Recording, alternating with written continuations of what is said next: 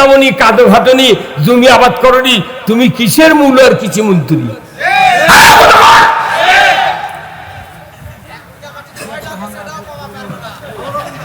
এই যে এমএসটা top Syngenta কোম্পানির যে ঔষধ না দিলে জমির দানা হয় না কি ভাই? এমএসটা টপ 1600 টাকা দাম এক বোতল, এর আগে আরো বেশি আসছিল। সরকার ইচ্ছা করলে 500 টাকা এই বোতল জনগণের কাছে দিতে পারে, বাদ বাকি টাকা ভর্তুকি দিতে পারে। ইউরিয়া সার খালেদা যখন প্রধানমন্ত্রী ছিল তখন 300 টাকা বস্তা ছিল, সেই ইউরিয়া বস্তা এখন 1360 টাকা। তুই জীবনে লাগাছিল ইউরিয়া দিয়ে ধান?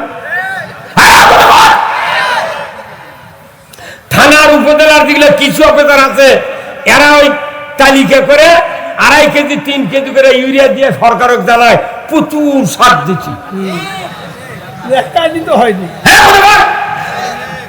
যাই 10 বিঘা জমি আবাদ করছে তার কমে 30,000 টাকার সার কেনা লাগে। তুই 2.5 কেজি দিলে কি করে মুগরি ঘরাত দিবি?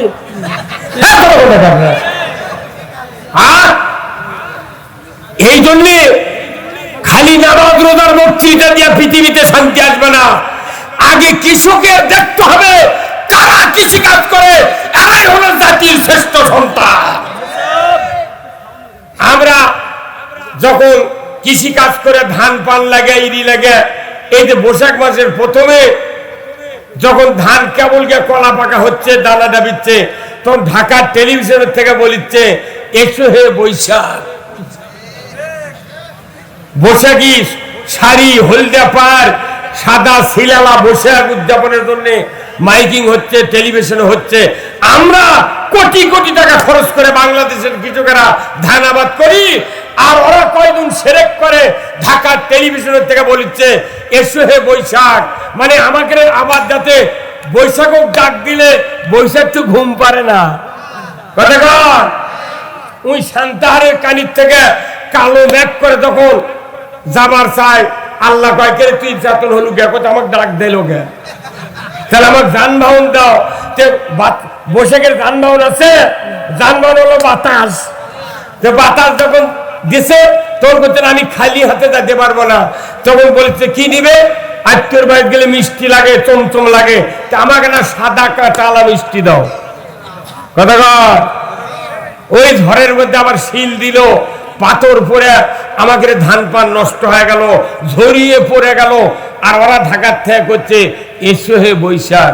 তাহলে 2-4 বছর তোরা আছে আমার জমি আবাদ কর আমাকে, আর আমরা যা ধান পাকার সময় কমো আশ্বিন বৈশাখ সাহেব।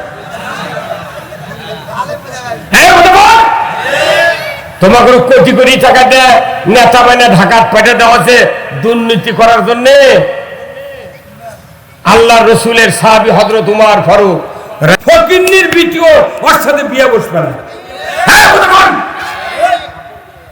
তাহলে খাতনা করতে লাগে 10 মিনিট। আপনি রাস্তায় কাঁটা পড়ে আছে, এটা সরালে সোয়াব পাবেন। কোমর সাবরে কাঁটা ফেলে দিবেন বেড়ার ওই পার, লাগে 1 মিনিট। আপনি এতেকাপ করবেন 10 দিন, এতেকাপ করবেন 3 দিন। আপনি বিয়ে করবেন, লাগে 1 ঘন্টা বিয়ে পড়াতে। এমনি করে যতগুলি ইবাদত আছে সব ইবাদতের ভেতর আরেকটা ইবাদত হলো জানাজা করা।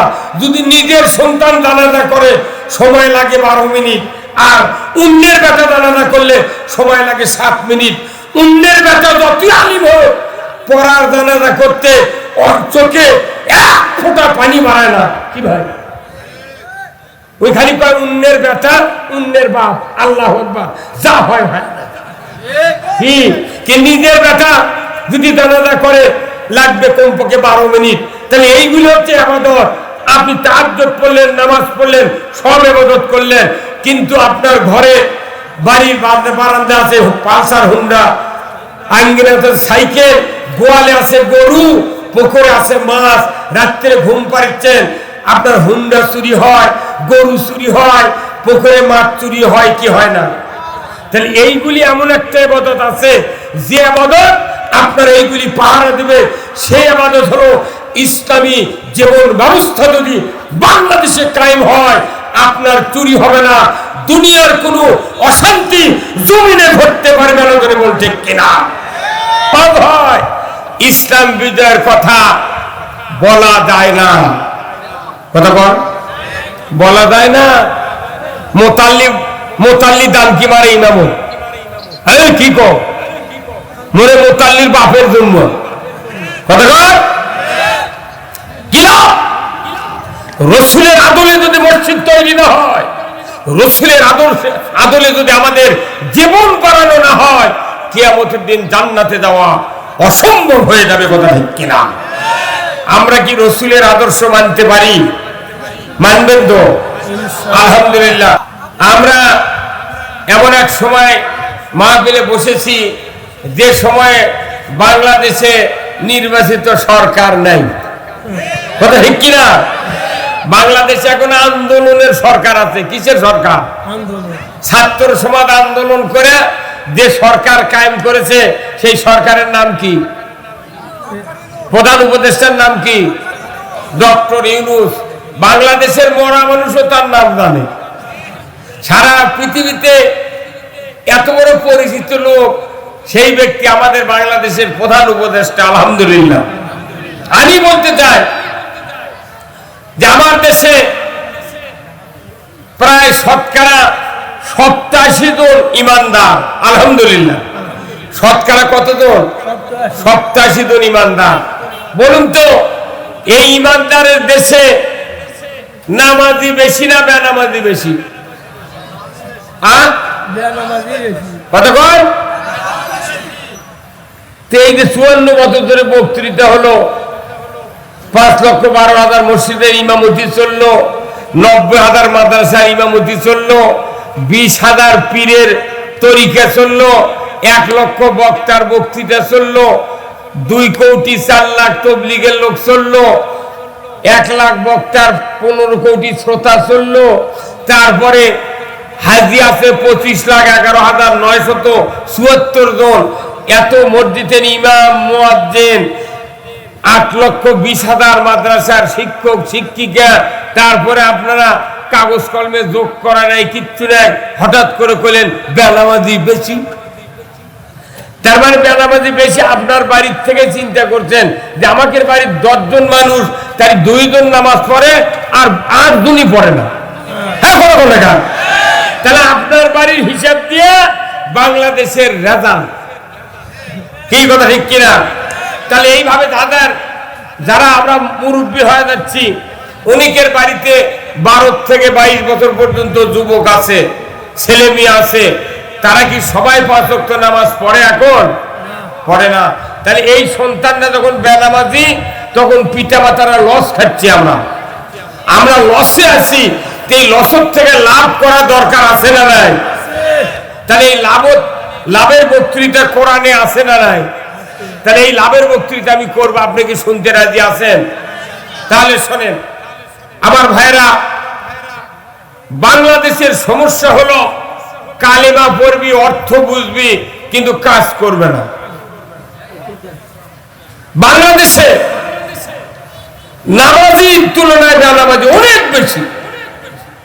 এত বক্তৃতা করে লাভ কি? কিন্তু আইন আছে, নামাজ কায়েমের আইন আছে। সে আইন যদি কায়েম না হয়, জিবরাইলও যদি বাংলাদেশে বক্তৃতা দেয়, তাও নামাজি হবে না। তার নামাজি বানানোর আইন আছে কোরআনে, আছে না নাই? সে আইনটার কথা আমি বলবো। এত বক্তৃতা দেওয়া যাবে না। যত বক্তৃতা বাংলাদেশে হচ্ছে, এই বক্তৃতার কোনো অ্যাকশন নাই, কোনো রিয়াকশন ছাড়া অ্যাকশন নাই। আসুন আমরা সবাই মিলে আইনের বক্তৃতা শুনবো। বলুন তো, আইন কয় প্রকার? আইন কয় প্রকার? 2 প্রকার। কয় প্রকার? 2 প্রকার। একটা আল্লাহর আইন আর একটা মানুষের আইন। তাহলে আইন কয় প্রকার হলো? তা আমরা যারা মানুষ হিসেবে দুনিয়া এসেছি, আমাদের সৃষ্টিকর্তা কে? আল্লাহ। তাহলে আমাদের যিনি বানাচ্ছেন, তার যখন আইন মানবো, তখনই আমরা আল্লাহর বান্দা। কথা ঠিক কিনা? আইন না মানলে বান্দা হওয়া যায় না। আইন যদি মানতাম বাংলাদেশের মানুষ, তাহলে নামাজও অবশ্যই বাড়ত। কিন্তু নামাজের আইন আমরা মানি না, যার কারণে বক্তৃতা দিয়া বাংলাদেশে কোনো কাজ হয় না। এবার মাইক আলা কোনটি ভরেন দাও তো, আস্তে আস্তে মাইক দাবা যাচ্ছে, বক্তা যখন উঠে তখন ভলিউম দেয়, আস্তে আস্তে টিপে টিপে বন্ধ ইয়া করে। কি হলো আমার ভাইয়েরা, কিয়ামত পর্যন্ত নামাজ কায়েম করো, মসজিদে আযান দাও। কিয়ামত পর্যন্ত যদি এই পদ্ধতি চলে, সমাজে নামাজ কায়েম হবে না। আর নামাজ যদি কায়েম হয়, আমার নবী বলেছেন, যদি কোনো মানুষের সন্তান থাকে নামাজি, এই নামাজি সন্তান বাবা মারা গেল, ওই বাবার কবরের পাশে গিয়া সন্তান যদি বিসমিল্লাহ সহ একবার সূরা ফাতিহা তেলাওয়াত করে আর বিসমিল্লাহ সহ 3 বার যদি সূরা ইখলাস তেলাওয়াত করে, নবীজি বলেছেন ওই সন্তানের আমলনামায় 30 পারা কোরআন খতমের সওয়াব লেখা হয়। এই সন্তান যদি পিতামাতার কবরের পাশে দাঁড়িয়ে আল্লাহর কাছে হাত তুলে দোয়া করে, রব্বিরহামহুমা কামা রব্বায়ানি সগীরা, দেখে দাও দেবে গেল তো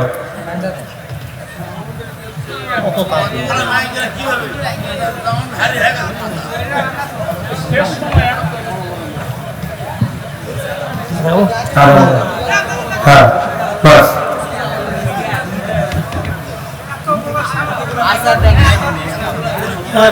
আল্লাহ রাব্বুল আলামিন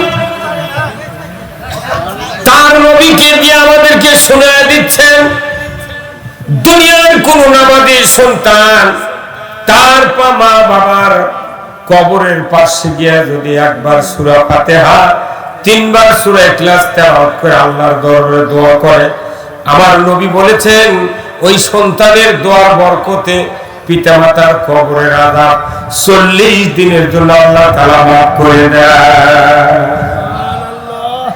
কয় দিনের জন্য? 40 দিন। তাহলে নামাজি হওয়া লাগবে, তার বাবা বাঁচে থাকতে সন্তানক নামাজি বানাতে হবে, কিন্তু বাপের বাপও পারবে না সন্তানক নামাজি বানাবে। বহু বহু মসজিদের ইমাম আছে বেনামাজি মাস্টার ওর বেটারা, কথা বল, মসজিদে মুয়াজ্জিনি করে 30 বছর ধরে, সারা গ্রামের মানুষ আযান শুনে কয় লড় ভরে বুড়া মসজিদ যায়, আর মুয়াজ্জিনের একটা বেটা জুম্মাত যায় না। মেলা বক্তা আছে, মেলা বক্তা আছে, বক্তার বেটা বেনামাজি, কতক্ষণ দেখা বহু বড়ি বড়ি বহু মাদ্রাসার হুজুর আছে, তারা মানুষের বেটা গিয়েরা মাদ্রাসা ভালো বানাচ্ছে, আর ওই হুজুরের বেটা শয়তান পকেটত লিয়ে ঘুরিচ্ছে, কতক্ষণ দেখা। এমনি করে আমরা কেউ সন্তানকে ভালো বানাতে পারছি না, কারণ দেশে ভালো হওয়ার, চরিত্র ঠিক হওয়ার আইন নাই, আইন নেই। আমার ভাইরা, বাবা তার সন্তানকে যতই বক্তৃতা দিক, সন্তান নামাজি হয় না। বাবা সংসার জীবনে যতই ছেলেকে সংসারের ব্যাপারে ব্যবস্থা করে দিক, করে খাওয়ার জন্য, দেখা যায় সন্তান ভালো হয় না। কিন্তু দুঃখের বিষয়, আমার আল্লাহ কোরআনে বলছেন, তোমাদের পরামর্শ দিয়ে সন্তানগুলি নামাজি হবে না। নামাজি হওয়ার পরামর্শ আমি আল্লাহ কোরআনে নাযিল করেছি।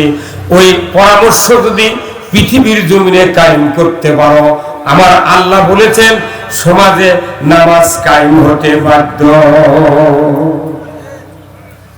আমার আল্লাহ বলেছেন সূরা আল-হজ 41 নম্বর আয়াত, আল্লাযীনা ইম্মাক্কান্নাহুম ফিল আরদ আকামুস সালাতা ওয়া আতাউজ যাকাতা ওয়া আমারু বিল মারুফ ওয়া নাহাউ আনিল মুনকার ওয়া লিল্লাহি আকিবাতুল উমুর। আমার আল্লাহ বলেছেন, ও মুসলমান, যদি তুমি কোন ভূখণ্ডের প্রধানমন্ত্রী হও, রাষ্ট্রপতি হও, সরকার হও, প্রেসিডেন্ট হও, ক্ষমতায় যাও, তাহলে তোমরা 4টা দফা চালু করবে, 4টা আইন চালু করবে। 1 নম্বর, নামাজ কায়েম করবে, যাকাত আদায় করবে, ন্যায়ের আদেশ করবে, অন্যায়ের বারণ করবে। এই 4টা আইন সমাজে যতক্ষণ কায়েম না হবে ততক্ষণ নামাজ কায়েম হবে না, যাকাত আদায় হবে না, ন্যায়ের আদেশ ন্যায় কায়েম হবে না, অন্যায় বারণ করার সুযোগ থাকবে না।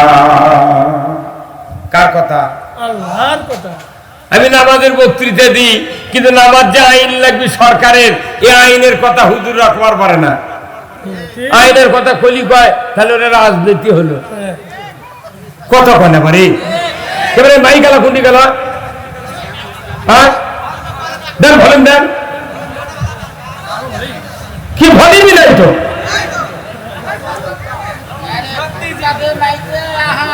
একবারে 100 সাউন্ড হওয়া লাগবে, কোন মাইকের সাউন্ড ডাবা যাবে না। কারেন্ট লাগে আরো 4 লাইন ল কি।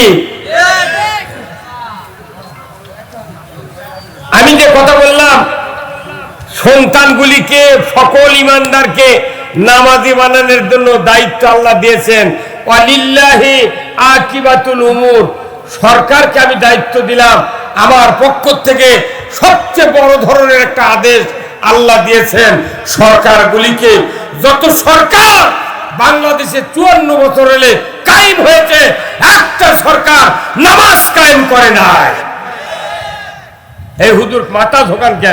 আপনি ঠিক বলেন না, মাথা ঝোকাবে রাখছেন, এটি মুখ দিয়ে কথা বলা লাগবে, কথা ঠিক কিনা? নামাজ কায়েম করবে সরকার। তাহলে নামাজ কায়েমের সরকারি কোনদিন বাংলাদেশে কায়েম হয় না। বাংলাদেশে সরকার কায়েম আছে মহিলার বল খেলা। কি রে, ক্লাস 9-এর ছাত্রী, ক্লাস 10-এর ছাত্রী, ইন্টারের ছাত্রী, হাফ প্যান্ট পরে, সবুজ গিঞ্জি, পেটত বলে লাল ছাবা আছে, লাল সবুজের পতাকা, বিদেশত যা জিতে আসিচ্ছে, টেলিভিশনে বলতেছে যে মহিলা দল এরা বিদেশের মাটিতে গিয়া বাংলাদেশের ভাবমূর্তি গৌরব উজ্জ্বল করেছে। কার বিটিক লিয়ে যা খেলে তোরা এত প্রশংসা নিচ্ছ? তোর বিটিক লিয়ে গেছিল কোনদিন? কোন নেতার বিটিক খেলায় না, কোন নেতার বেটা বাংলাদেশে লেখাপড়া করে না। যত নেতা আছে বাংলাদেশে, প্রায় নেতার বেটা বিটি বিদেশে পড়ায়। সব নেতার বেটারা বিদেশত পড়ে। আর এই দেশের মধ্যবিত্ত, নিম্নবিত্ত মানুষের সন্তানদেরকে প্রলোভন দিয়ে ওরকেরে পাশে চামচাগিরি শিখায়, চামচাগিরি শিখে ওরকেরে পাও টিপে দেয়, কথা অনুযায়ী যা কয় তাই শোনে। এদেরকে দিয়ে দুনিয়ার অশান্তি সৃষ্টি করে দুনিয়ায়।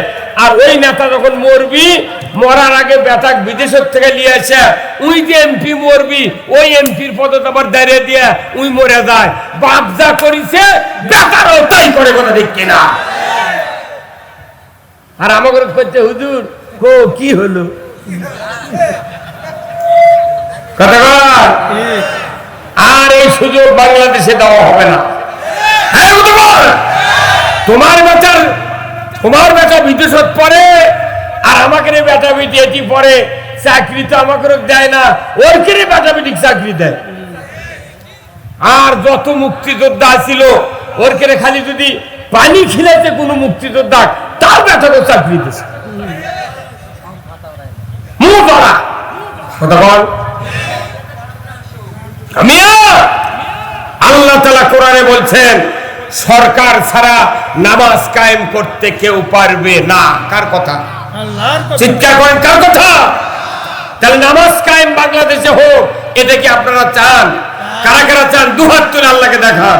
লিল্লাহে তাকবীর, নারায়ে তাকবীর। তাহলে নামাজ যদি সমাজে কায়েম করতে চান, আপনার সন্তান সন্ততি যদি নামাজি বানাতে চান, নামাজি সরকার কায়েম করতে হবে। এটা হচ্ছে এক নম্বর। আমার দেশে যাকাত কি আদায় হয়? জোরে কর। সুদ আদায়ের জন্য সাইকেল পেলে হুন্ডা পেলে দেয়ার গারদ করে দিচ্ছে। এমন কোন গ্রাম নাই যে সেটি 14 না মানুষ কিস্তির টাকা না লেছে। কি ভাই বসেন না, বসে আছে, বসেন। কিস্তির টাকা এদিকে আছে না নাই? আছে। কয় শাক ভাতে খাবো না, গোস্ত খা, স্বামীর কথা শুনবো না, ভাঙ্গা করে থাকবো না, ঝড় বাদল মানবো না, কিস্তি দেওয়া বন্ধ করবো না, যায় আর থাকিতে সাহেবের ডিউটি কোনদিন অমান্য করবো না। কিস্তি মসজিদে ঠিকই আমরা নামাজ পড়ে দেয়, কিন্তু মসজিদের মুসল্লি যদি ভাইবা নেওয়া হতো কে কে সুদি টাকা কারবার করেন হাত তোলেন, দেখা যাবে মসজিদের 52 লোক হাত তুলবি। যারা সুদ খায়, সুদ দেয়, সুদ হারাম করেছেন কে? আল্লাহ। সেই সুদ বাংলাদেশের চলিচ্ছে। হজ, উমরা, দাড়ি, টুপি, জুব্বা, পাগড়ি দেখলে মনে হচ্ছে জিবরাইল হেঁটে যাচ্ছে। হ্যাঁ হুজুর, সুদি টাকার বিরুদ্ধে কথা কন লাগা। আল্লাহ কোরআনে বলছেন আহাল্লাল বাইয়া হারামার রিবা, ব্যবসা হালাল সুদ হারাম কে করেছেন? আল্লাহ কোরআনে বলছেন ইয়া আইয়ুহাল্লাযিনা আমানু লা তাকুলুর রিবা, ঈমানদাররা সুদ খায় না। কার কথা? আচ্ছা বলুন তো ভাই, কেউ যদি ওযু করে বাই ছাড়ে, ওযু থাকে? কথা জোরে কোয়া লাগবে। একটা মূর্খ মানুষ, একবারে মূর্খ মানুষ ওযু করছে, ওই মসজিদের ওযুখানাতে ওযু করে, ওখান থেকে ওযু করে এসে মসজিদে ঢুকতেছে। ঢোকার আগে বাংলাদেশে মসজিদে কি সব মানুষ জুতা বাইরে রাখে? এই রাখে? কেন রাখে না? দেখছেন মোর দানে ভরে।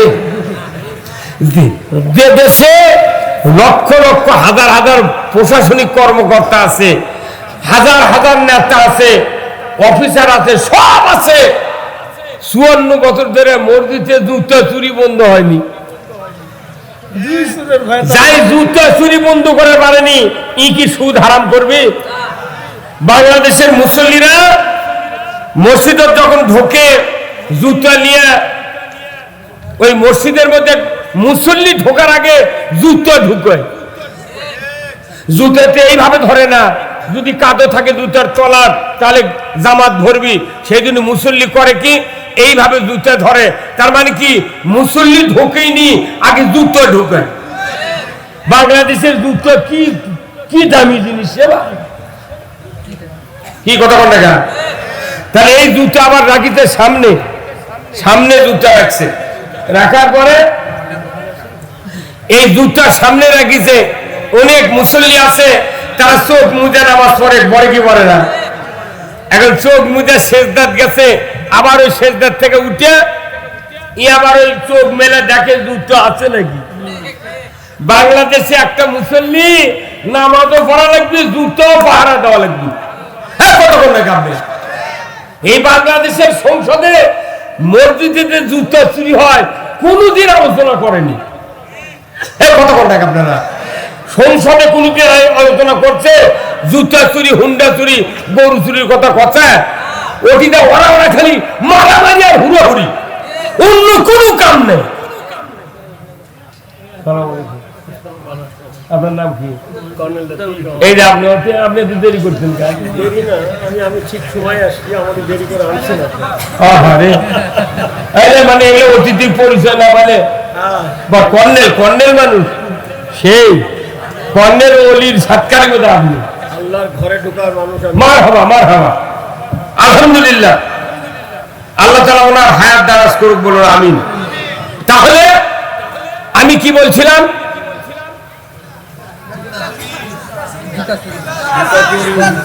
যে দেশে 87% ইমানদার, এতগুলা নেতা, এতগুলা পুলিশ, এত বিডিআর, আর্মি, এত ইমাম, এত বক্তা, এত পীর, এত তবলিগ, এত জামাত, এত ইসলামী দলের লোক, এত ইমানদার, সেই দেশের মসজিদে জুতা চুরি হয় কি? তাহলে জুতা চুরি যে দেশত বন্ধ হয়নি, এই দেশত জীবনে সুদ বন্ধ করতে পারবে না। ভাইরা আমার,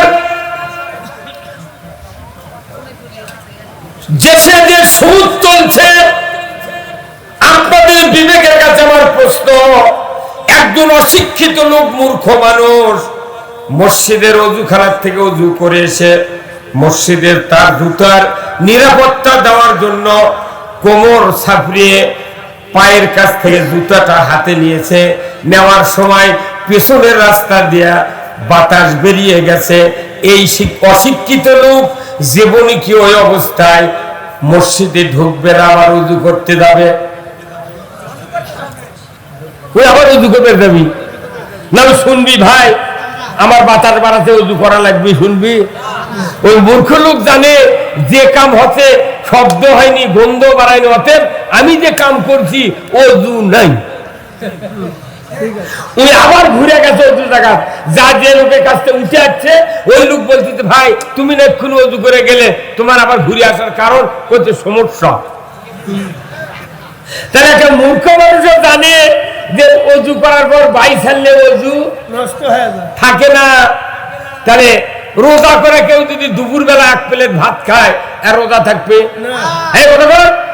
আপনি নামাজ শুরু করেছেন, সূরা ফাতিহা পড়া হয়ে গেছে, এর মধ্যে আপনার এক ছেলে বলতেছে আব্বা পশ্চিম পাড়ার রায়হান আমাকে একটা গরু খরচ দিচ্ছে।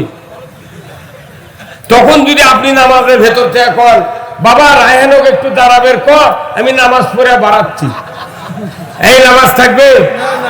নামাজ থাকবে? তাহলে আপনি নামাজ ভঙ্গের কারণ জানলেন, রোজা ভঙ্গের কারণ জানলেন, অজু ভঙ্গের কারণ জানলেন। ইমান যে ভাঙ্গে গেছে কবে? নাগর নদী, আত্রাই নদী দিয়ে সিংহে চলে গেছে ইমান, উনি এখনো টুই মার দিয়ে ঘুরতেইছে।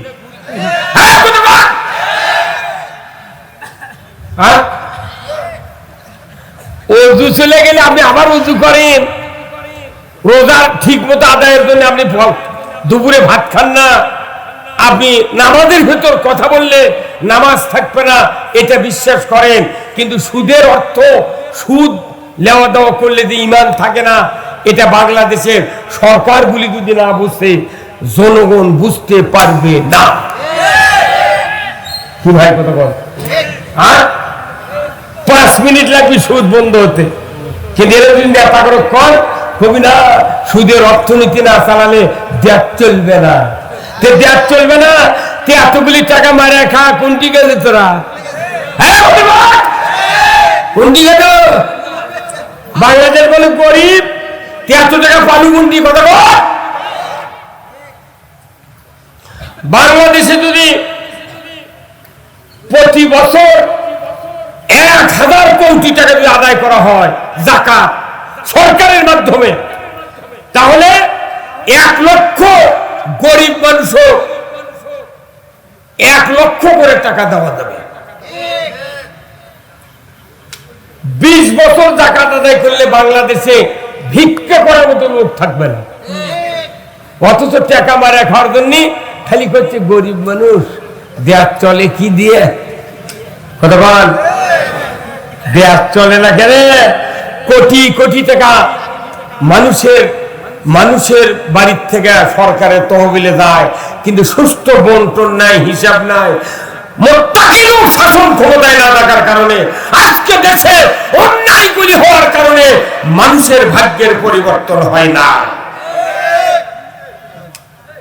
তাহলে এই সুদ হারাম করতে গেলে 20 বছর লাগবে না, একবার সংসদ 5 বছর সুদ হারাম হবে, যাকাত আদায় হবে, ফেতরা আদায় হবে, চামড়ার টাকা আদায় হবে, ওসর আদায় হবে। আমার দেশে একজনও দুঃখী বাঙালি গরিব থাকবে না। অথচ আল্লাহ কোরআনে বলছেন আকিমুস সালাত ওয়া আতুজ যাকাত, জোরে বলুন ঠিক কিনা? যাকাত চালু করো, নামাজ কায়েম করো। কিন্তু আমার দেশে মানুষের পেটে ক্ষুধা, খাবার নাই। আজকে ফেসবুকে দেখলাম ঢাকার রাস্তায় ভেকু দিয়া গরিবের সিএনজি, গরিবের ইজি বাইক ভেকু দিয়া ভেঙে দিচ্ছে। ভাই দেখেন রে, এই আজকে কে তুই গরিব মানুষের রিক্সা ভাঙবে দুগা? তুই ভাব যাকে 10টা করে মাইক্রো আছে, কার আছে, সেগুলো ভাঙ। কিন্তু গরিবের কাটত লাত্তি দিচ্ছে। যত আইন দুর্বলের উপর। বাংলাদেশে এত রাস্তার যানজটের কারণে এইরকম ভেঙে দিচ্ছে। রাস্তার যানজটের একমাত্র কারণ হলো সরকারকে আল্লাহ দায়িত্ব দিয়েছেন, যদি তুমি মুসলমান হও জনগণের 5টা অধিকার দিতে হবে। 1 নম্বর খাদ্যের অধিকার আদায় করতে হবে। খাদ্য, বস্ত্র, চিকিৎসা, শিক্ষা, বাসস্থান, এই 5টা মৌলিক চাহিদা সরকার যদি কায়েম করে, আমার দেশে গরিবের এত ভ্যান, ইজি বাইক, এরপরে লসিমুল, করিমুল আর সিএনজি, এত ভ্যান চালিত রাস্তা জাম কখনোই হতো না। কারণ মানুষের পেটের দায়ে সন্তান লালন পালনের কারণে তারা ক্ষতি করে যানবাহন কিনে তারা হাট বাজারে চালাচ্ছে। ধরে বলুন ঠিক কিনা? এইগুলির ব্যবস্থা কেউ করে না। কৃষকেরা জমি আবাদ করে, কৃষি মন্ত্রী বানাচ্ছে মিয়া মনসুর। কতক্ষণে বাড়ি কৃষিমন্ত্রী কে? ওই জীবনে পানির নামে না, ওই কৃষি কাজের জীবনরা ওই টেবুল বা পেশাব করবার মানে না। মিয়া মানুষ পেশাব করে টেবুলের ভারত, ও কি বানাচ্ছে কৃষিমন্ত্রী? এদেশে যদি ইসলাম কোনোদিন ক্ষমতায় দেয়, 100 বিঘা জমি আমি দেবো আগে কৃষিমন্ত্রী। এই 100 বিঘা জমি তোমার খরচে আবাদ করবে। কান্দা কাটা, হাল বোয়া, জমির বেসন ফেলান, বেসন লাগা, নিড়ানি, সার, কীটনাশক দিয়া কাটার টাকা, রোপার টাকা তুমি দিয়া 100 বিঘা জমি আবাদ করে তোমাকে দেখাতে হবে, দেখো বাংলার কৃষকেরা কেমন খাটতি করে ধান নামনি, কাদো ঘাটনি, জমি আবাদ করনি, তুমি কিসের মূল্য আর কৃষিমন্ত্রী?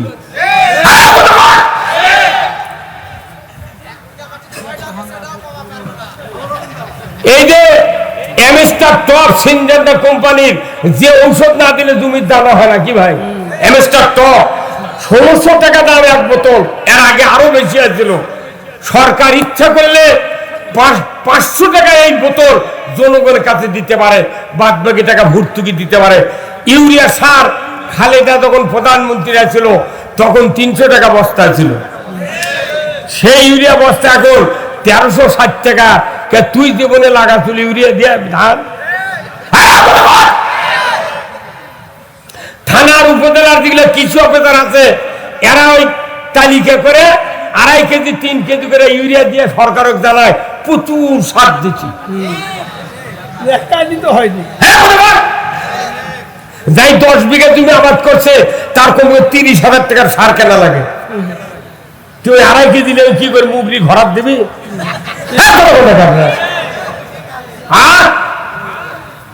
এই জন্যে খালি নামাজ রোজার বক্তৃতা দিয়ে পৃথিবীতে শান্তি আসবে না।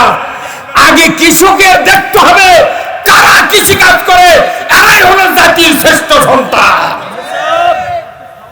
আমরা যখন কৃষি কাজ করে ধান পান লাগে, ইরি লাগে, এই যে বৈশাখ মাসের প্রথমে যখন ধান কেবল গিয়ে কলা পাকা হচ্ছে, দানা ডাবিচ্ছে, তখন ঢাকার টেলিভিশনের থেকে বলিচ্ছে এসো হে বৈশাখ। বৈশাখী শাড়ি, হলদা পার, সাদা শিলালা বৈশাখ উদযাপনের জন্য মাইকিং হচ্ছে, টেলিভিশনে হচ্ছে। আমরা কোটি কোটি টাকা খরচ করে বাংলাদেশের কৃষকেরা ধান আবাদ করি, আর ওরা কয়দিন সেরেক করে ঢাকার টেলিভিশনের থেকে বলিচ্ছে এসো হে বৈশাখ। মানে আমাকে আবার যাতে বৈশাখ ডাক দিলে বৈশাখ তো ঘুম পারে না। কথা কর, ওই সান্তাহারের কানির থেকে কালো মেঘ করে তখন যাবার চাই, আল্লাহ কয় কে তুই যাতন হলু গে, কোথাও আমাকে ডাক দিল গে, তাহলে আমার যানবাহন দাও। বৈশাখের যানবাহন আছে, যানবাহন হলো বাতাস। বাতাস যখন দিছে তখন বলছেন আমি খালি হাতে যেতে পারবো না, তখন বলছে কি নিবে? আত্মীয়র বাড়ি গেলে মিষ্টি লাগে, চমচম লাগে, তা আমাকে না সাদা কাঁচা মিষ্টি দাও।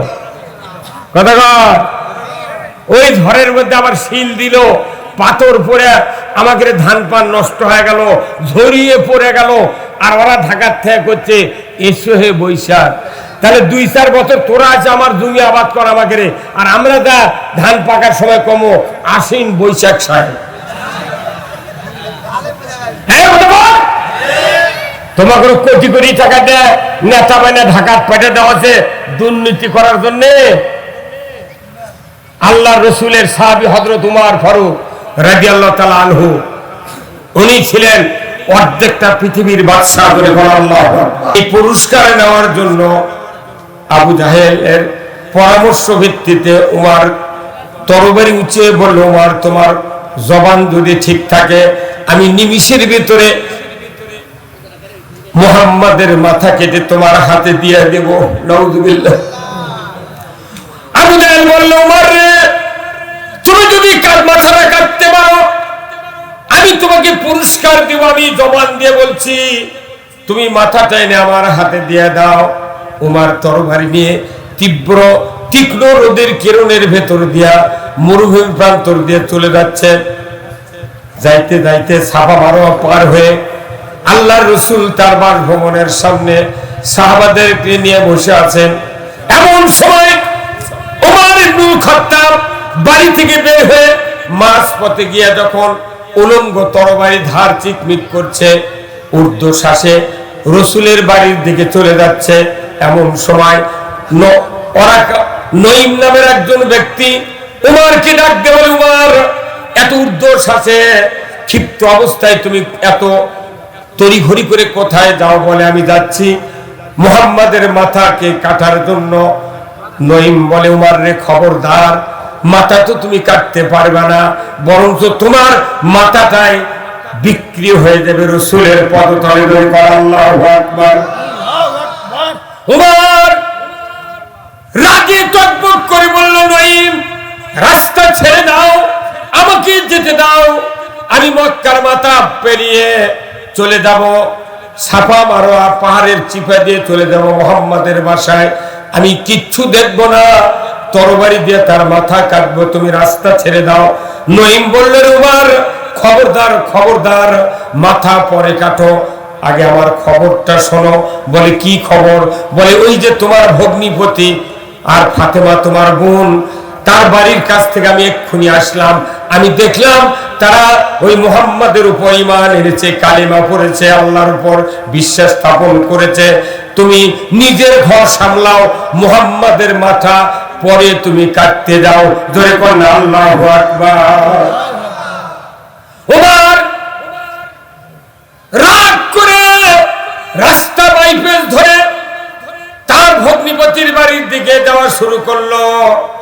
যাইতে যাইতে যখন ভগ্নিপতির বাসার একবারে নিকটবর্তী দাঁড়িয়ে গেল, হঠাৎ করে ভেতর থেকে আওয়াজ আসতেছে, ওমান আরাদান যিকরি ফাইন্না লাহু মাইশাতান দনকা ওয়া নাহশুরুহু ইয়াউমাল কিয়ামাতি আমা। আল্লাহর কোরআন ওমর বোন আর ভগ্নিপতি দুইজন একসাথে তেলাওয়াত করছেন। অর্থ হলো, ওমান আরাদান যিকরি ফাইন্না লাহু মাইশাতান দনকা ওয়া নাহশুরুহু ইয়াউমাল কিয়ামাতি আমা। যারা আমি আল্লাহ, আমার নসিহত, আমার বক্তৃতা, আমার বয়ান, আমার উপদেশ, আমার কোরআনের আলোচনা শোনার পর যারা অ্যাবাউট টান বিপরীত মুখেই চলবে, কোরআনের পথে না চলে বিপরীত দিকে চলবে, আমি আল্লাহ বলে দিচ্ছি তাদের জীবিকাকে আমি আল্লাহ সংকীর্ণ করে দেব। আর কিয়ামতের দিন তাদেরকে অন্ধ করে আমি উঠাবো।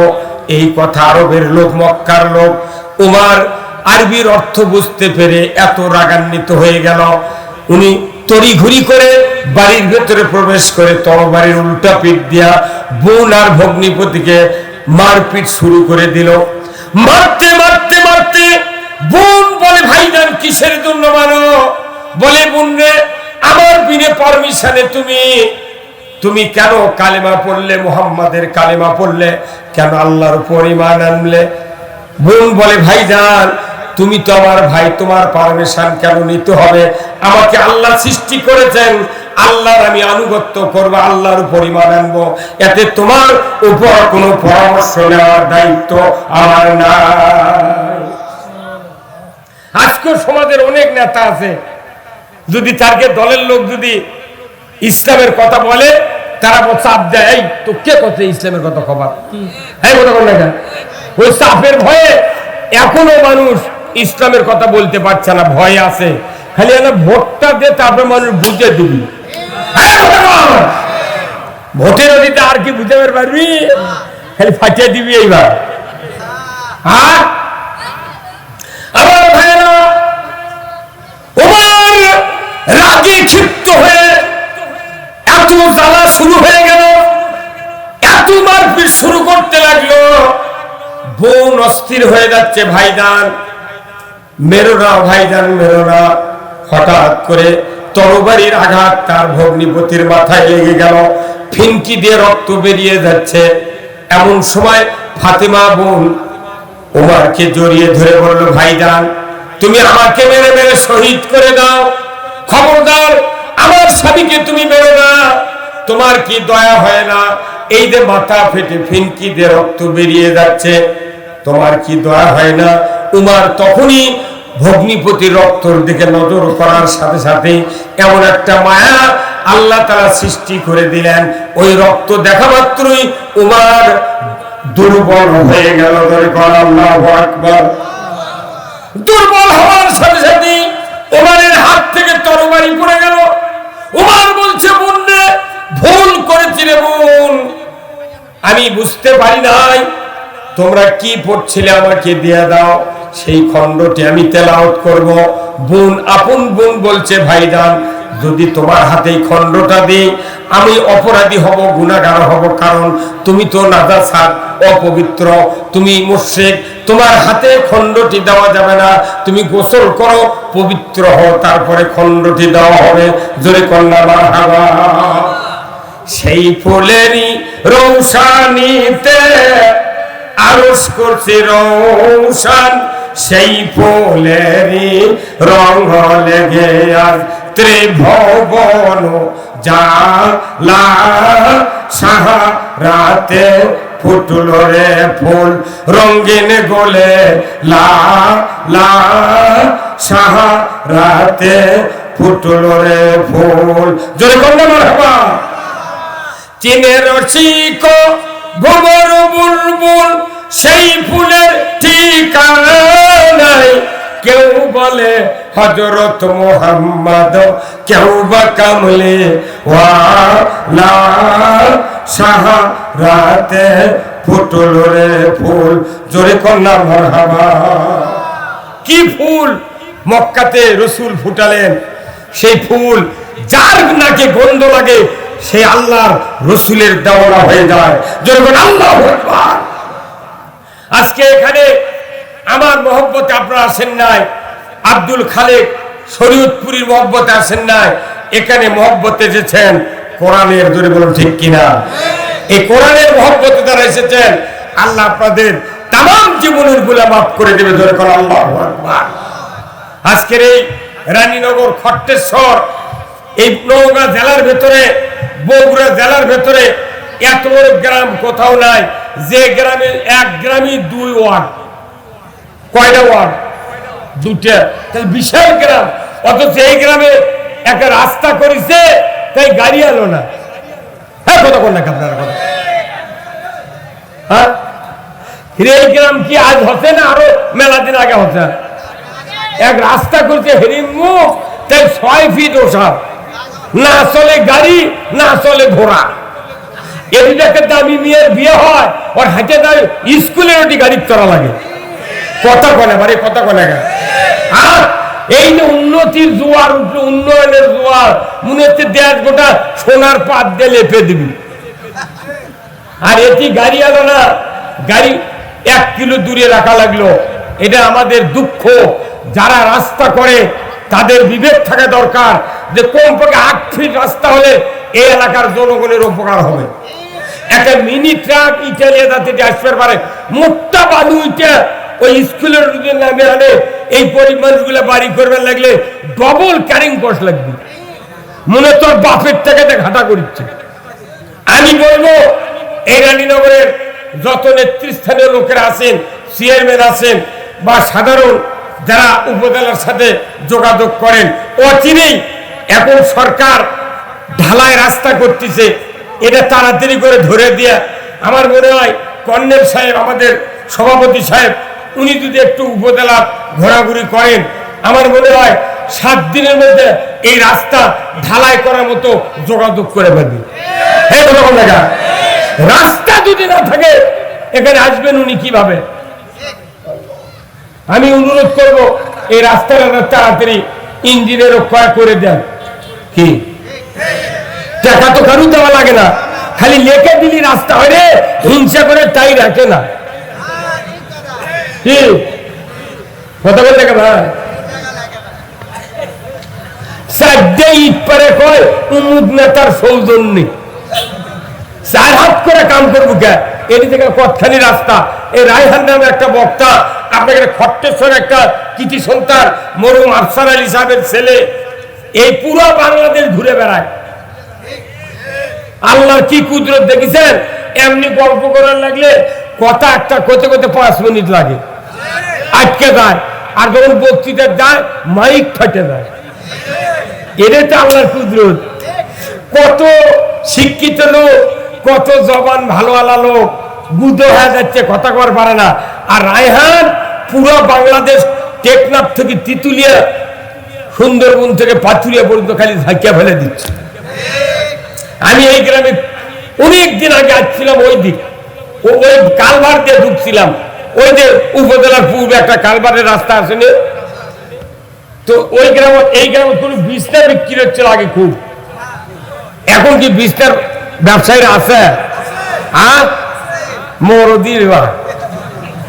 এইবার আমার ঘুরে যাচ্ছে চকা দিন জেজারুলের মাদ্রাসার কাজ দিয়ে। আপনারা যারা এই মাহফিলে বসে আছেন, এই মাহফিলে বসাটা আল্লাহ যেন কবুল করে, ধরে কোন আমিন। আল্লাহ কবুল করবেন তখনই যখন আপনাদের নামাজ 5 ওয়াক্ত আদায় হবে। আল্লাহর কাছে সাহায্য পেতে হবে। আল্লাহ তুমি আমাকে দুনিয়ার শান্তি আখিরাতের মুক্তি দাও। কিন্তু তাই এই সাহায্য চাইতে গেলে 2টা জিনিস লাগবে, একটা লাগবে নামাজ আর একটা লাগবে ধৈর্য। বাংলাদেশে নামাজই নাই, বেনামাজি বেশি। 4টি কারণে মানুষ জাহান্নামে যাবে, সাকার নামক জাহান্নামে যাবে। কয়টি কারণ? 1 নম্বর হলো যারা নামাজ কায়েম করবে না, ওয়ালাম নাকু মিনাল মুসাল্লিন, যারা দুনিয়াতে নামাজি হবে না, মুসল্লি হবে না, তারা জাহান্নামে যাবে। কার কথা? আল্লাহ। 2 নম্বর হলো ওয়ালাম নাকু নুতিমুল মিসকিন, মিসকিনের ব্যাপারে যারা ভূক্ষেপ করবে না। বলুন তো যাকাতের দেশে কি চালু আছে? হ্যাঁ, যাকাত চালু আছে? চালু নাই। চামড়ার টাকা গরিবের হক। কার ঘর? বাংলাদেশে আমার এই জীবনে আজ থেকে 25 বছর আগে কুরবানি দিছি 3700 টাকা একটা গাভী কিনে। তখন এক গাভীর চামড়া বেচেছি 2500 টাকা দিয়ে। আর এখন 1.5 লাখ টাকার গরুর চামড়া 300 টাকা। হ্যাঁ, ভালো টাকা। কুরবানি প্রতি বছর হয়, কোটি কোটি পশু জব হয়, কিন্তু চামড়ার টাকা গরিবেরা পায় না। যখনই কুরবানি আসে দেখবেন ঢাকার থেকে ট্যানারির মালিকেরা কবি ট্যানারি খারাপ, এবার চামড়ার দাম নেই। এই হুই তুলে একটা করে চামড়া 300 টাকা একবার দাম কবি, গাড়াকার আসবে না, পরে চামড়া বাংলা দেওয়া লাগে। গতবারে কুরবানির দিন আমি চামড়া একটা ছিলে, আমার নিজের বাড়িতে গরু 4.5 গুণ গোস্ত আছে, সেই চামড়া 300 টাকা কষে এক চামড়ার ব্যবসায়ী। ওই যে কয়া গেছে বেলা দুনা বন্ধু আর আসেনি। আমি বিপদ পড়ে গেলাম, কর্নেল ভাই বিপদ পড়ে দেখ, চামড়া তো আমরা খাবারও পারবো না, আমার মাদ্রাসাও নাই, কি করি? না আমার বিয়ে কোনো গোস্ত দিবে রাখছিল যে ভাই এই চামড়াটা আপনি ব্যাগত করে নিয়ে যান, উমুক মাদ্রাসার তৈপুর মাদ্রাসার দেন, সেই মাদ্রাসার দেশে রাত্রে, ওই রাত্রে হুন্ডত করে মুলবি লিয়া যা করির হাটত বেঁচেছে 700 টাকা দিয়ে। উই আবার বেশিছে সকালবেলা বগুড়া দত্তবাড়ি চামড়ার আড়ত বেশিছে 1250 টাকা দিয়ে। উই আবার বেশিছে ওর থেকে নাম্বার নিয়ে আমি আবার যোগাযোগ করে দেখি, উই আবার বেশিছে 1750 টাকা দিয়ে। একই চামড়া 300 কয়ালে আইনি, বগুড়া থেকে ঢাকার পাটি লেছে 1700। উই বেশিছে কার কাছে এটা আর আমার নাম্বার দেয়নি, যোগাযোগ করিনি। একটা চামড়ার বড় পার্টির কাছে আমি বললাম, ভাই ওই চামড়া কোনটি নিয়ে যায়? কয় চলে যায় ভারতে। এক ভারত ছাড়া চামড়া পাকাকরণের মেশিন বাংলাদেশ নয়, মুসলিম রাষ্ট্রের কাছে এত চামড়া পাকা করার মেশিন নাই। চামড়া পাকা করার জন্য ওই চামড়া 3200 টাকা দিয়ে বেঁচেছে, ঝিলানি করার পর লবণ দিয়ে। এই চামড়া ভারতের থেকে পাকা হয়ে আছে বাটা কোম্পানি, পায়ে পায়ে শো কোম্পানির কাছে 10,500 টাকা দিয়ে চামড়া বেচে। আর কাল্লার চামড়া দিয়ে 6 জোড়া স্যান্ডেল তৈরি হয়, 499 টাকা করে দাম এক একটা স্যান্ডেল। এই কতক্ষণ গোটা গরুর চামড়া থাকে, এক একটা শো অরিজিনাল চামড়া দিয়ে যদি কিনবার দান 10,000 টাকা লাগে বাটা কোম্পানির জুতো। তাহলে একটা গরুর পুরা পেট পিঠের চামড়া দিয়ে কমপক্ষে 6 জোড়া নয় 16 জোড়া জুতো হবে। এগুলো টাকা ধনীকের পেটত যাচ্ছে, আর গরিব করছে 300 টাকার দাম হচ্ছে গরুর চামড়া, 20 টাকা হলো ভেড়ার চামড়া, 25 টাকা হলো খাসির চামড়া। গরিব যেটি টাকা পাবি সেটি টাকা নাই। এখন ধান নামিছে, মোটা ধান বড় বড় ব্যবসায়ীরা কিনে কিনে গোডাউন রোদ দিয়ে থুচ্ছে। গরিবের ধান যখন ফুরাবি এরা সিন্ডিকেট করে 1800 টাকা মন জিরার ধান বেচবি।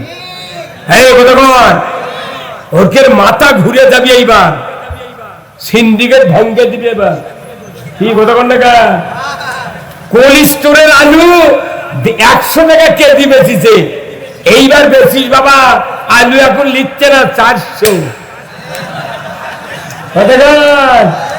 খালি এনে সময় দেন বাংলাদেশের গরিবেরা কৃষকেরা। দেখেন এবার ধান 1400-1500, আমার ওখানে 1550 টাকা জিরার ধান। কৃষকের ধানের দাম পাবে, সারের দাম কমে যাবে। যদি কমান না হয় সরকারকে চাপ দেবো আমরা, সার কৃষকের বাড়ি বাড়ি দাম কমে পৌঁছে দাও।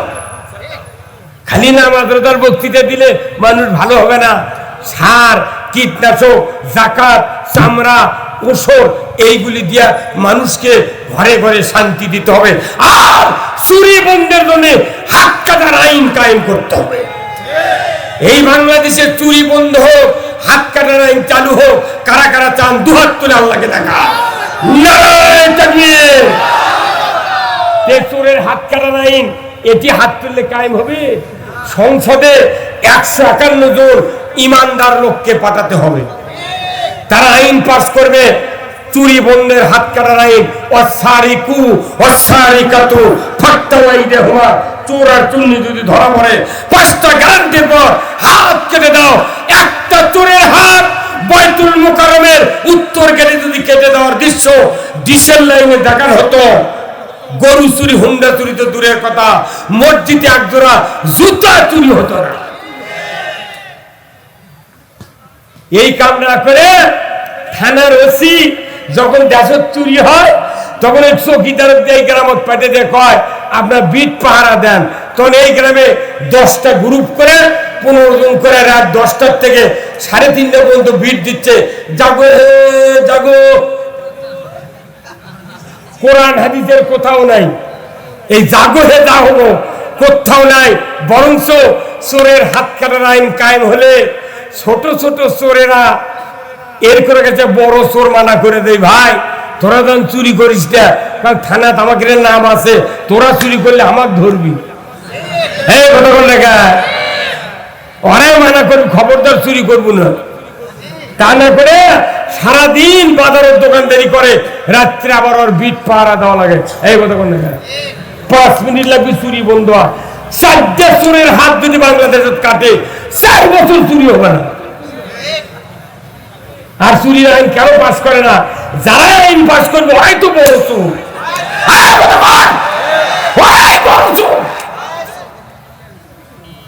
যারা চুরি করবে না, যারা অন্যায় করবে না, এই রকম লোক যদি আজও সমাজের নেতৃত্ব দেয়, এই দেশটা উমারের শাসনের মতো দেশ হবে।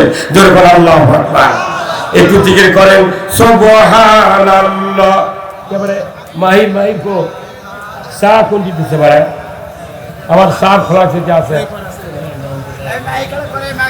মাইক চলে, মাইক আমার এখানে সাউন্ড হয় না, মাইক কি ঠিক আছে? আমি কথা বলেছি, এখানে সাউন্ড নেই, কিন্তু নেই। প্রথম আছে না খুতবা দিলাম, তখন সেই সাউন্ড। ভাই আপনার কি ব্যবহার হচ্ছেন নাকি? আমার একটু চা খাওয়া লাগবে ভাই, বয়স হয়ে গেছে। সেই 47 বছর হচ্ছে আমার বক্তৃতার বয়স। আমি বক্তৃতা করছি আপনাকে। আবু তাহের কারি ছিলেন না ভাই, এই দক্ষিণ রানাপুরে আসলতার মাদ্রাসাতে। আমি তখন দাখিলি চাহারামের ছাত্র, আমি চাহারাম থেকে বক্তৃতা করি। তো ওই সময় ওনার বক্তৃতা আমি শুনছি। আর লোহাসুরে নামে একটা গ্রাম আছে না, লোহাসুরের আশরাফ মাওলানা ছিল, ওনার মেয়ের বিয়ে ছিল চাকলমা, ওনার সাথে আমি বক্তৃতা করছি। সে অদ্যবধি বক্তৃতা চলছে আপনাদের দোয়ায়। আমি আপনাদেরকে গতানুগতিক বক্তৃতা দিতে পারি না, আমি বক্তৃতা দিই সমাজ পরিবর্তনের জন্য। করে বল ঠিক কিনা? আজকে বাংলাদেশে যদি রাজনৈতিক নেতারা যদি ঐক্যবদ্ধ হয়ে বাংলাদেশ যদি ইসলাম কায়েম না করে, এ দেশের মাটিতে কোন গজব যে আরম্ভ হবে দেখতে পাবেন। আমরা মনে করি বাংলাদেশে যত রাজনৈতিক দল এখন বর্তমানে আছে, সবাইকে মিলে ইসলাম এগিয়ে নিতে হবে। কথা ঠিক কিনা? ইসলাম জীবন ব্যবস্থা কে পাঠিয়েছেন? ইসলাম জীবন ব্যবস্থা আল্লাহ পাঠিয়ে দিয়েছেন মানুষের জন্য। জোরে করে আল্লাহু আকবার। আমার ভাইয়েরা, আল্লাহ রাব্বুল আলামিন কোরআনুল কারীমে বলছেন, ইন্নাদ-দীনা ইনদাল্লাহিল ইসলাম, নিশ্চয় ইসলাম নামক জীবন ব্যবস্থা আমি আল্লাহ আমার কাছে প্রিয়। বান্দা তোমাদের কাছে যদি এটা প্রিয় হয়, দুনিয়ায় শান্তি হবে, আখিরাতে মুক্তি হবে, সমাজের চুরি বন্ধ হবে, জানা বন্ধ হবে, ঘুষ বন্ধ হবে, সুদ বন্ধ হবে, অন্যায় অপকর্ম বন্ধ হয়ে যাবে। ইসলাম পাঠিয়েছে আল্লাহ তাআলা মানুষকে শান্তি দেওয়ার জন্য। যদি কন্যা মারহাবা। সেই ইসলাম কোরআনে আছে, কোরআনে আছে, কোথায় আছে? কিন্তু আমাদের সমাজে নাই। ইসলাম কোরআনে থেকে লাভ নাই, সমাজে কায়েম থাকতে হবে।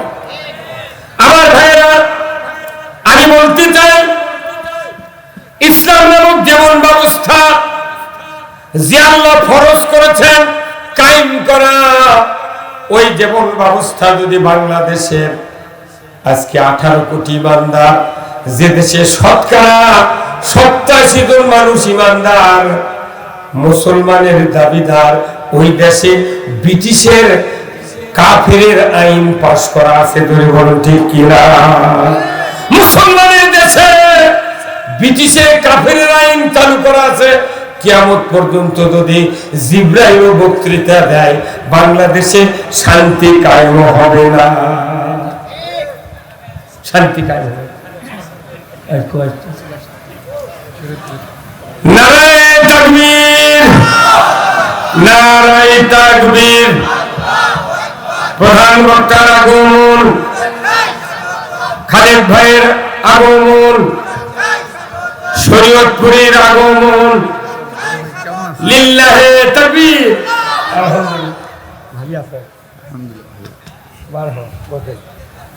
আমি দীর্ঘদিন পর আব্দুল খালেক শরীয়তপুরি ভাইয়ের সাথে দেখা হলো। আজ থেকে প্রায় 25-26 বছর আগে এই খট্টিশ্বরে এক পাড়া আমি মাহফিল করেছিলাম এই খালেক ভাইয়ের সাথে, আব্দুল খালেক ভাইয়ের সাথে।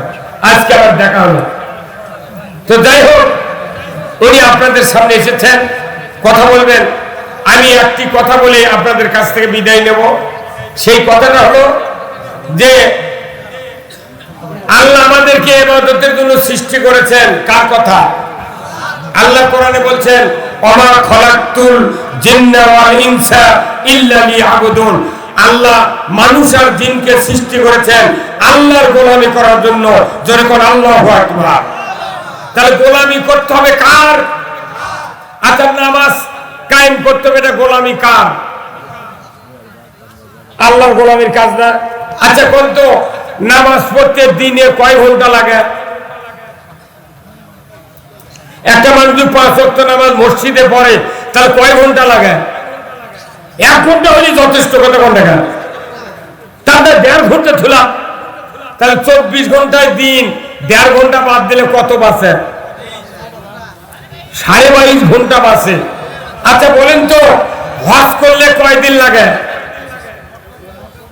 হজ করলে লাগে 1.5 মাস।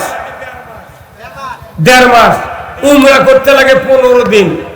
আপনি যদি কুরবানি করেন, ইবাদত একটা, কুরবানি একটা ইবাদত, এই কুরবানি জব করতে লাগে 10 মিনিট। কতক্ষণ? খাতনা করা একটা ইবাদত, এই খাতনা করা সুন্নাত। কিন্তু কত মানুষ ফরজ সুন্নত গুদা করে দিচ্ছে, কোনো সমস্যা নাই, কেউ কথা কয় না। কিন্তু যদি খাতনার মতো সুন্নাত যদি কেউ না করে, আল্লাহ না করুক, যদি বেটা এমবিবিএস ডাক্তার হয় আর সে যদি খাতনা না করে, 2 লাখ টাকা ফকিন্নির বিটিও ওর সাথে বিয়ে বসবে না। তাহলে খাতনা করতে লাগে 10 মিনিট। আপনি রাস্তায় কাঁটা পড়ে আছে, এটা সরালে সোয়াব পাবেন। কোমর সাবরে কাঁটা ফেলে দিবেন, বেড়ার ওই পার, লাগে 1 মিনিট। আপনি ইতিকাফ করবেন 10 দিন, ইতিকাফ করবেন 3 দিন। আপনি বিয়ে করবেন, লাগে 1 ঘন্টা বিয়ে পড়াতে। এমনি করে যতগুলি ইবাদত আছে, সব ইবাদতের ভিতর আরেকটা ইবাদত হলো জানাজা করা। যদি নিজের সন্তান জানাজা করে সময় লাগে 12 মিনিট, আর অন্যের বেটা জানাজা করলে সময় লাগে 7 মিনিট। অন্যের বেটা যতই আলিম হোক, পড়ার জানাজা করতে ওর চোখে 1 ফোঁটা পানি বাড়ায় না। কি ভাই? ওই খালি কয় অন্যের বেটা, অন্যের বাপ, আল্লাহু আকবার, যা হয় হয়। কি নিজের বেটা যদি জানাজা করে লাগবে কমপক্ষে 12 মিনিট। তাহলে এইগুলো হচ্ছে ইবাদত। আপনি তাহাজ্জুদ পড়লেন, নামাজ পড়লেন, সব ইবাদত করলেন, কিন্তু আপনার ঘরে বাড়ির বারান্দা আছে পালসার, হুন্ডা, আঙ্গিনাতে সাইকেল, গোয়ালে আছে গরু, পুকুরে আছে মাছ, রাত্রে ঘুম পাড়িচ্ছেন, আপনার হুন্ডা চুরি হয়, গরু চুরি হয়, পুকুরে মাছ চুরি হয়, কি হয় না?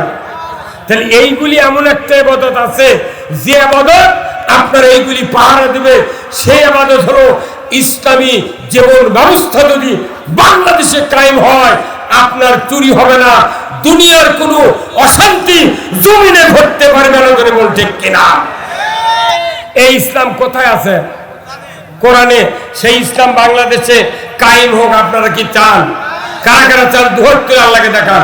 লিল্লাহে তাকবীর, নারায়ে তাকবীর। আল কোরআনের আলো, আল কোরআনের আলো, কোরআন হাদিস যেখানে, দুনিয়ার মুসলিম, বাংলার মুসলিম, খট্টেশ্বরের মুসলিম, নারায়ে তাকবীর।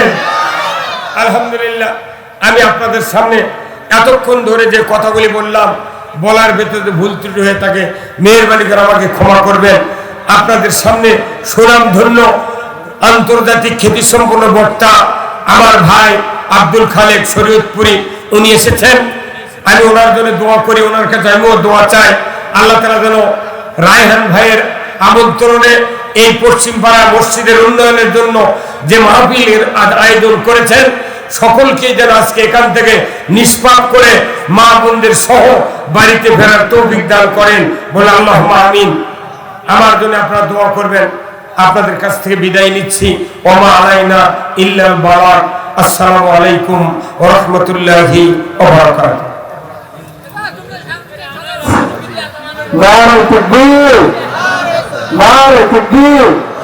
জ্ঞানী এবং মানে যে সমস্ত ভাইরা আছেন, দুই হাত জোর করে অনুরোধ করবো, আপনারা একটু বসে যান। অনেক বড় গায়ক আছেন, আর মিডিয়া ভাইদেরকে বলবো আপনারা একটু কাজ ছেড়ে একটু তড়িৎ গতিতে বসে যান। আজকের মাহফিলে সম্মানিত সভাপতি সাহেব তিনি উপস্থিত আছেন, অত্র এলাকার সুযোগ্য সন্তান। এরপর উপস্থিত আছেন আজকের মাহফিলের সভাপতি জনাব সহসভাপতি জনাব মোহাম্মদ বিপ্লব হক রিপন। এরপর প্রধান অতিথি জনাব মোহাম্মদ রুকনুজ্জামান খান। প্রধান মেহমান এস এম নাম খান নুরু সাহেব উপস্থিত আছেন। এনারা সকলে আমাদের অত্র এলাকার সন্তান। এর মাঝে আমি অত্র এলাকার কৃতি সন্তান lieutenant general M A colonel Latif সাহেব, আমাদের যেহেতু বড় ভাইকে কিছু বলার জন্য, খুব অল্প সময় কিছু বলার জন্য সবিনয় অনুরোধ করছি।